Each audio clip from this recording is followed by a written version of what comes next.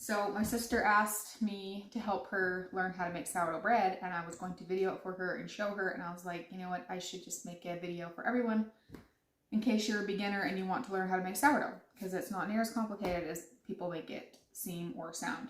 So the first thing you want to do is get your starter from your fridge, or you can get some from a friend. Lots of times local bakeries, if they make sourdough, you can buy some from them.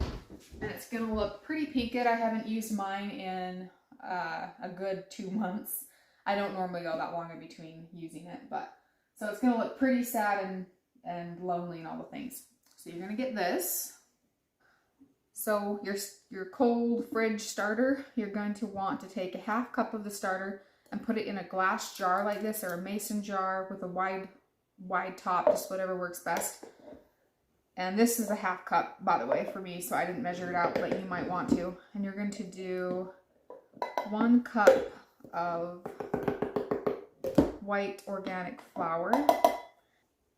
And then you're going to add a 1/2 cup of warm water. It just kind of helps it start bubbling a little bit faster if you do it a little bit warm. You don't want it too hot though. You just stir it as best as you can. Okay, it's gonna look kind of like this. It's kind of thick, kind of stringy. If yours looks a little bit different than that, then it's most likely fine. Then you want to put your lid on, but not too tight. You don't want it to be sealed.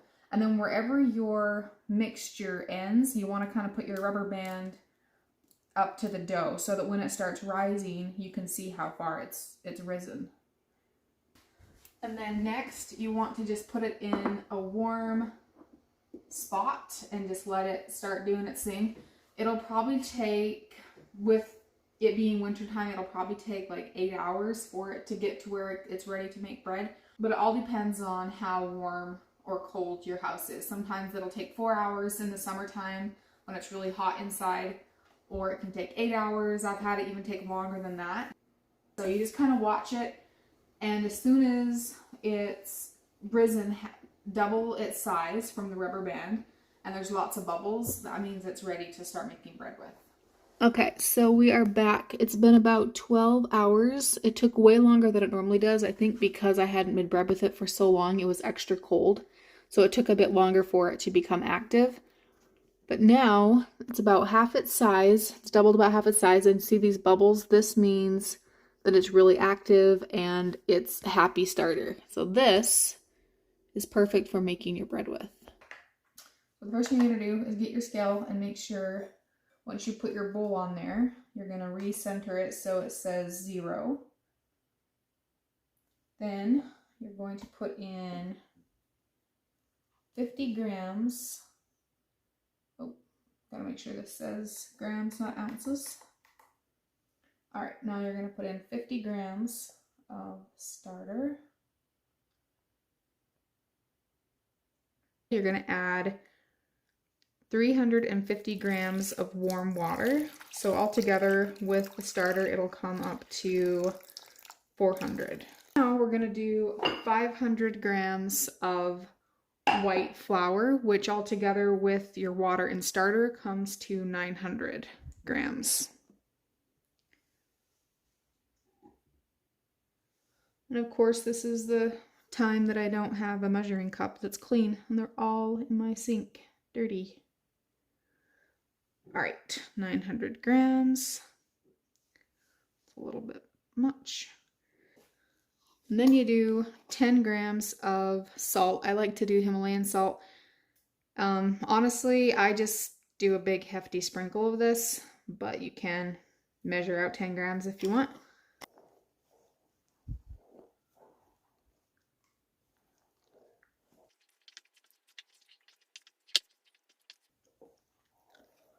All right, so once it's done, it should look something kind of like this. It's really stringy. It's not actually that smooth, as smooth as you would think bread would be. Now, you're gonna cover it with saran, and you're gonna come back in an hour and fold it. All right, so now we cover it for an hour, and we will be back. Also, don't forget to put a lid back on your starter and put it back in your fridge so that you can have it ready for next time you want to make sourdough bread. Now we're going to fold this. And all that means really is that you just take the sides and kind of fold it over. Doesn't really look much different after this. And honestly, you could skip this step. I don't think it's actually that important. Really good sourdough, people would probably freak it out, but I've made it tons of times and it works great without. All right, and now you let it sit here until this doubles its size, or I just kind of let it rise all night long. I put this back on, put it aside.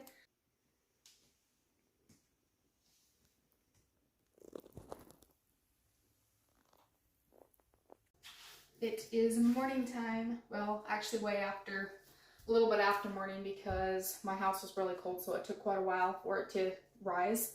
If that happens and it hasn't risen in the morning, put it by a heater, not too close because you don't want to cook it, but it should help it rise a lot faster. Also, if it's really warm in your house, sometimes it'll overflow. You just never know. Anyway, so it is doubled in size, so we are going to shape our loaf.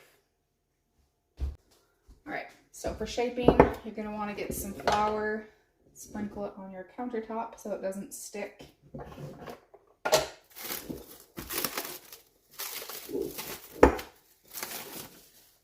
Just use your hands, or you can use a scraper, and flop your dough out onto your floured surface. All right, so this is where you're going to fold your loaf. To do that, you're just going to do the same thing you did before, where you just kind of grab the sides and bring them in towards the middle.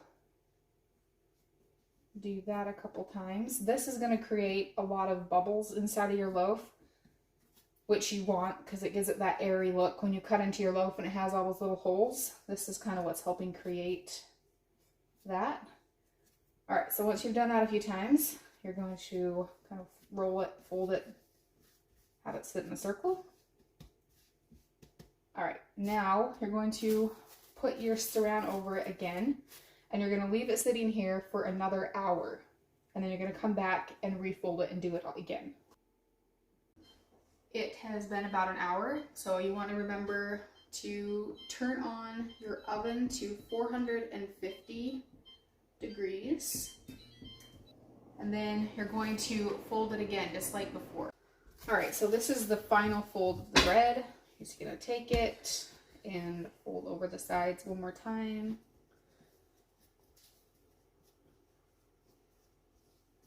Then kind of roll it into a loaf circle. Now you're going to get a knife and make a slit across the top about 2 inches wide. Just like a nice little score. It's called scoring. Then you're going to grab your Dutch oven, put some tin foil on the bottom, then put your loaf inside. You're going to put your lid on it, and you're going to put this in the oven. All right, it's been 20 minutes, so we're going to take the lid off, and then we're going to cook it for another 30 minutes with the lid off. It's been 30 minutes, so you're going to pull this out of the oven. All right, now you are going to let it sit here for about an hour before slicing it, but I mean, who would be kidding? We never wait that long. Just gonna move it over here. You don't actually have to do this, I don't think. There's gotta be easier ways than that, but listen to that.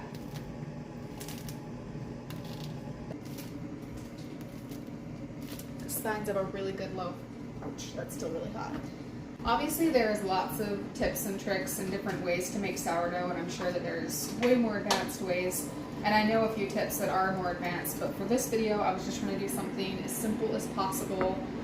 It gets the job done and it tastes amazing, all the things. We are going to cut this, and no, I did not wait an hour because I am human.